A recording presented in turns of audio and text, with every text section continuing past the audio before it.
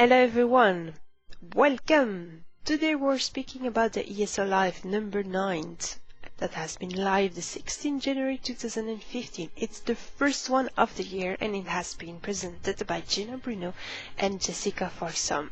We are of course speaking a lot about the update 6, and even if there is less information than in the previous episodes, there is still a lot of crunchy news to share. Also, several hints about a very bright future.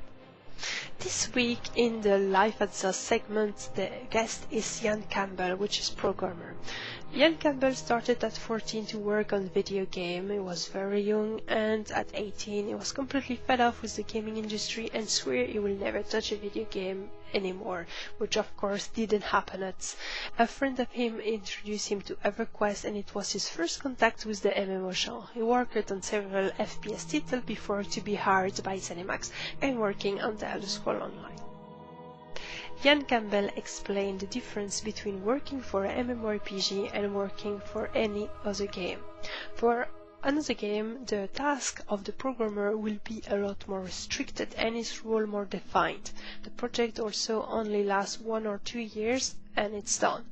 While a MMORPG is in constant evolution, it also allows the programmer to be a lot more creative and to put his mark on the game. An ID, for instance, that has been refused at launch can still be implemented later on. It also allows more variety into the task to be done. In Zenimax in particular, the engineer team is very small, so Ian Campbell is forced to endorse different programming hats and to work on several tasks. It can be the customer service, the mega server, or helping any developers team on several projects. Is, by the way, hinting that the year 2015 will be absolutely amazing for the Elder Scrolls Online, and he's very impatient to see the reaction of the players when we will see all new cool stuff that will come. But he didn't say more than that, so it was just teasing. The most challenging project Ian Campbell worked on in Zenimax is the mega server. A lot of people were saying that Zenimax was crazy when they came up with this idea of gathering all servers into one giant mega server. But Zenimax hold on, and you can see that it's successful, and some other games like World of Warcraft or Warsaw are following the step of Zenimax on that matter. The whole point of having a mega server instead of a list of different servers had several reasons. One of those was to allow players to all play together with a friend without having to choose a server and to transfer or to see that the friend went on different server, or all this big headache of on which server I'm going to play. Also, it allows more flexibility for the game. At release, often games have to open several other servers, and once more later, once a part of their players jump to the next MMO, two servers are empty and need to be merged on. Ian Campbell explains that today it's easier to become a programmer and be hired by a gaming company than before. Before it was very important to follow the studies and to go at college and come up with that, while today what's matter is to show that you're capable of doing the job. You can come up with a project of your own where you have coded something and you have all your chance to be hired, even if you have not followed the college and any sort of studies. Also, for any programmer that is interested in finding a job in the gaming industry, Zenimax is recruiting now. So, if you're interested, check their website and maybe you will have your chance of finding an awesome job. Good luck! Ed Lynch is lead animator, and he came to the show to share with us all the changes that are coming in update 6, and it's very exciting. His job is to animate every creature in the game, may it be player character, NPCs, but also creature, moons and monster. Everything is animated by hand and it can take a lot of work. A simple creature like a critter can take several days or just 1 week to be animated, while a more complicated creature like a monster or NPC it will take up to 1 month. to do his job, Ed Lynch is referring to several sources like videos or image on the web, but he also can make work is the colleague in the whole of Zenimax Studios to get inspired and to create his animation. Ed Lynch is working in a team called Combat Responsiveness that had been created a few months ago to improve the feel of the combat. This is due to the feedbacks of players that were complaining that the combat didn't feel responsive enough. Once they were pressing a button, nothing happened, or the combat felt a bit weak or unrealistic.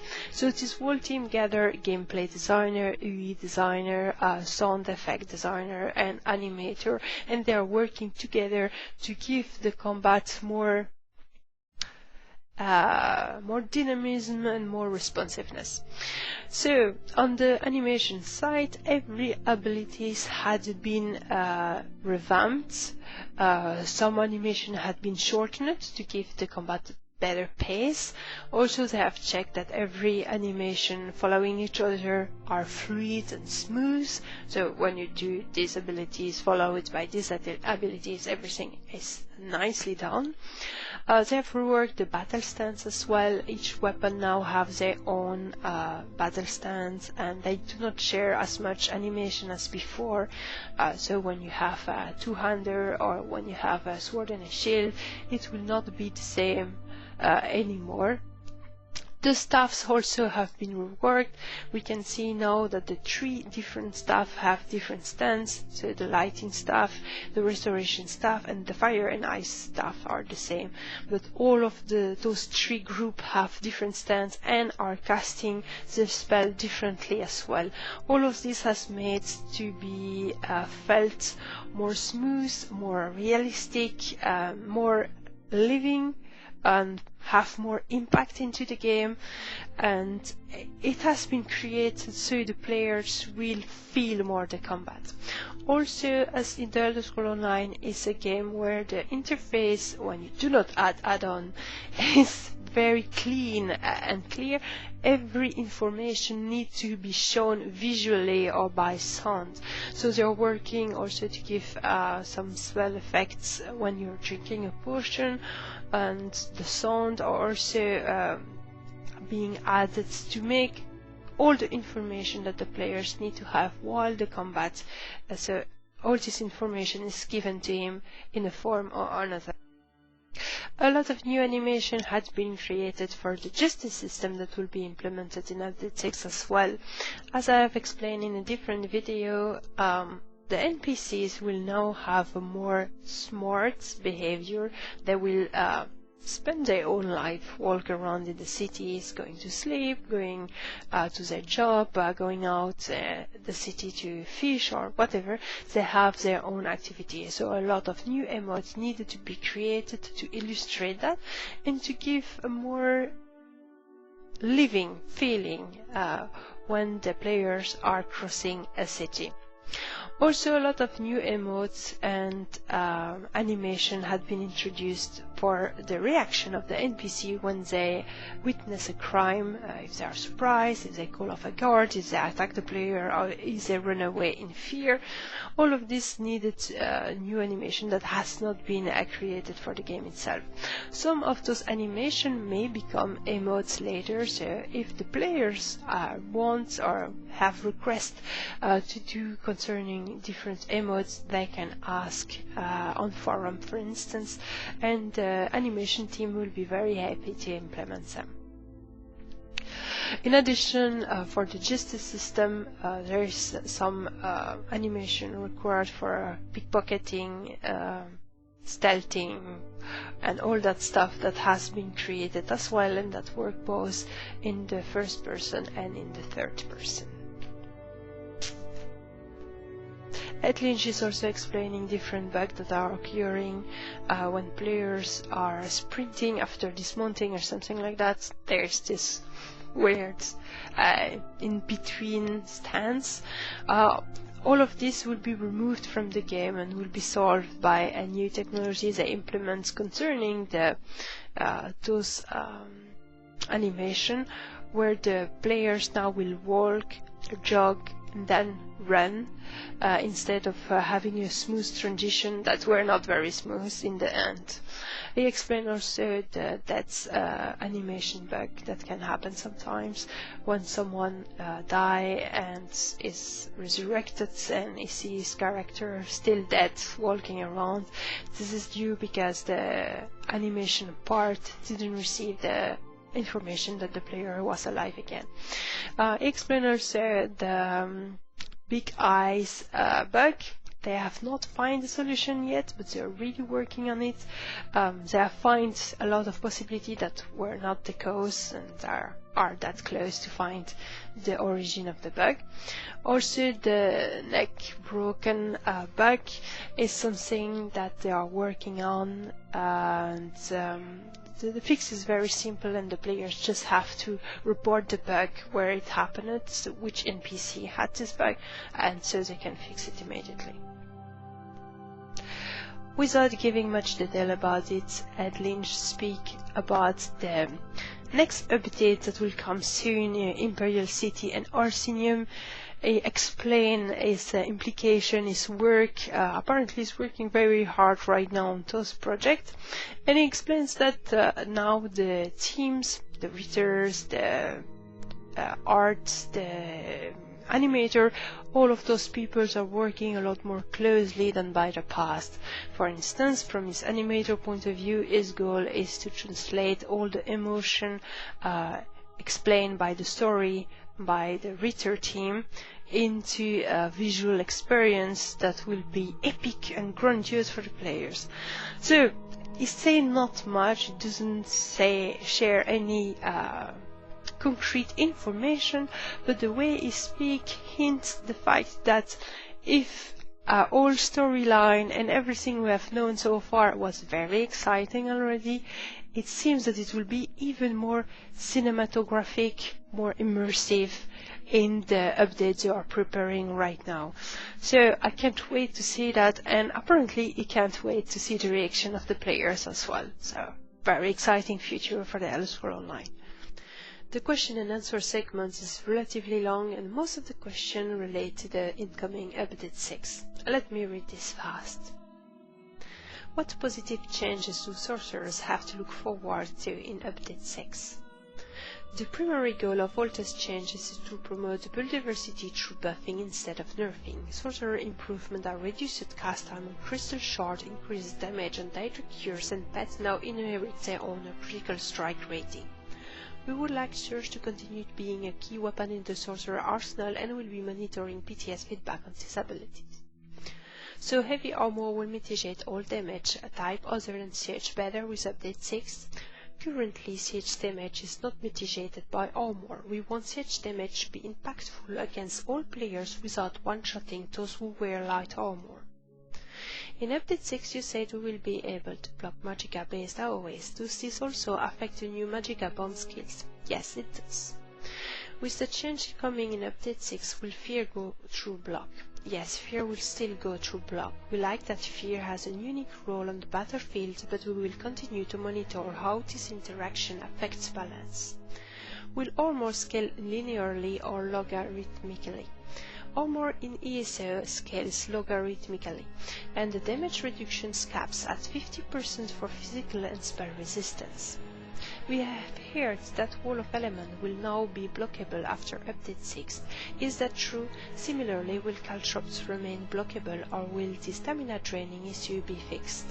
Currently, both Wall of Elements and caltrops will be blockable with Update 6. That said, it doesn't make a lot of sense to be blocking an area effect on the ground, and we may be updating these skills based on PTS feedback.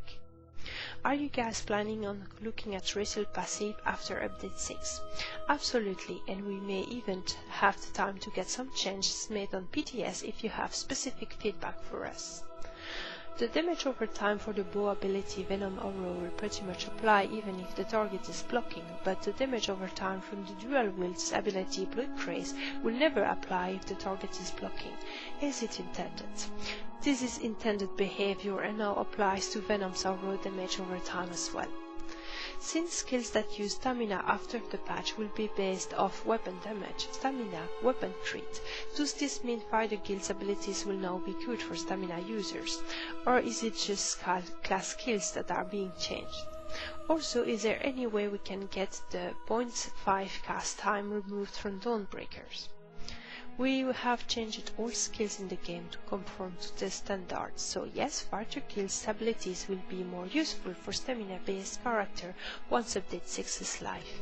We will look into the cast time for Dawnbreakers, as in Update 6, Dawnbreaker has received a substantial damage over time component. Quick siphons say it will heal any player that is attacking the target of the siphon, but in reality no healings happen unless the attackers also damage the targets of the siphon, meaning shielded targets equal no healing. Intended? Yes, and this is one of the unique things that make damage shield different than a standard heal. Will we be able to bash interrupt heavy attacks in Update 6? No, currently, however, we have been planning on an update where only the ranged heavy attacks can be interrupted, bow, restoration staff and destruction staff. If all Magicka-based AoE will be blockable, will the Nightblade aspect of terror be too? Will this change affect skills like Dark Talons or Dragon Knight Standard, the Siphon, Ultimate, Sap Essence, etc.? Aspect of terror will not be blockable. Dark Talons, the damage is blockable, the immobilize is not. Dragon Standard, True Shred, Sap Essence are blockable. Drain Bomber is blockable. The caster still gains the Major Brutality buff as long as the ability deals damage. We are looking into making all of the ground-based AoE not blockable. What is the status with Shadow Cloak and its morphs? Can we expect any fix in Update 6? How about the wall stealth gameplay? Any new mechanic skills that players enjoying rogue type characters might like? We are continuing to fix bugs with Shadow Cloak. With Update 6 we have introduced new quieter sounds effects for sheathing and unsheathing weapons while stealth. We are also working on a new skill line associated with the justice system that reduces the cost of sneaking. You can now stealth while in an NPC's not dice area as long as you are not within their detection area. The stealth hidden eye also provides a more accurate indication of when you can and cannot be detected. How will the major and minor buff be determined in Update 6? Will the order the buff are applied determine which is the major, minor buff, or is it something you set up out of combat? We went through every abilities in the game that provided the buff to players' characters and replaced it with either a major or a minor buff. The buff and whether it's a major or a minor one is determined by the ability. The buff also corresponds with the ability desired gameplay. For example, the Sorcerer Lightning Form ability now gives the Major Armor buff, while Bound Armor gives the Minor Armor buff. The armor bonus from those abilities scales based on your character's level. How do you keep a level playing field in a game when veteran players can pour champion points into their newly created alts while brand new players of the game cannot? Champion bonuses scale based on your character's level, so the passives will be much more effective at veteran rank 14 than at level 5. Additionally, most of the champion's bonuses increase your stat by a percentage, so increased armor by 25% when you have only 100 armor is a much smaller value than when you have 2000 armor. With champion points your alt will feel more like powerful, and we think it's going to be a lot of fun for high level players to make a new character and crush the monsters. Separate keybinds for weapon 1 and 2 reported as being worked on. Any status update? Yes, this change is coming in Update 6. In addition to the weapon toggle keybind, you will be able to set keybind for weapon set 1 and weapon set 2 in the keybind window, so 3 total keybinds. The one for weapon set 1 and 2 are not assigned by any key by default, it's just there for those that want to use it. We tweaked weapon toggling so it's less likely to double swap if you press the keybinds in quick succession too. There's a teeny delay built in before it registers another swap. We also make weapon swapping feel a lot more responsive. It can now be activated to interrupt the cast or while on cooldown. So basically weapon swapping should function better in Update 6. Will the pet critical strike coming in Update 6 scale of my spell crit or weapon crit? All pet summons are Magicka based abilities, so both their damage and critical strike rating are based off your sorcerer spell stats. When will the vendor in Cyrodiil sell blue Veteran 14 mystery boxes? Not in Update 6, but we do have comprehensive loot update planned for PvP players in the future. When the new class abilities morphs are introduced, will our morphed ability level be preserved and or carried over, or will we have to re-level our morphed abilities? When Update 6 goes live, all the experience you have previously accrued, including progress in ability morph, will be preserved. Can you confirm whether or not Nincrus can be found in Upper Craglon while harvesting any nodes like herbs and runes, and not just ore, claws or wood, no matter how slim the chance may be? Nincrus is not found from alchemy and enchanting nodes in Craglon, as those trade skills do not use it. If you are hunting for Nincrus, the smithing, woodworking and closer survey reports have a higher drop rate than the normal nodes. We recommend doing those. When will we finally get an option to disable the obnoxious notification when guild members complete trials? The option to turn off in-game notifications mail is a request we have gotten often. We are working on adding the option to turn them off and will be introduced in a future patch or updates. For the revamp and consolidation of the buff and debuff, will we get a list of the changed effect in advance, and we will get a free respect to change our builds? We have a full list of the effects in the Update 6 patch notes, and yes, everyone will get a free respect. Will Narayu Virian be involved in the introduction of the Morak town? We are talking about how best use all the various recurring characters in the future. There are ideas floating around for Narayu, but nothing has been nailed down quite yet. What's the highest amount of gold a player carry? The absolutely maximum gold a player character can carry is a little over 2 billion gold. In conclusion, while it was not the most informative show that we had, the two previous one shared a lot more information, this show was very interesting anyway, as it hinted several things for the future that were almost divulgated through the discussion like nothing happened, and we can expect great things to happen for the year to come. Also, the two most important questions that the players really wanted to know concerning the business model or the console release had not been answered, but as was saying in the chat at Tropos from the Tamriel Foundry, those questions are business related, it's not the problem of the developers, so they probably are not allowed and permitted to speak about it. If there's an announcement that needs to be made, it would be made officially on the website and not via a live stream. It's all for this episode. I hope you enjoyed, and I hope you find it informative, so do not hesitate to make me feedback if you want I improve it in any way, or if you find it not well made. I wish you a very good day, and I will see you next time. Bye bye.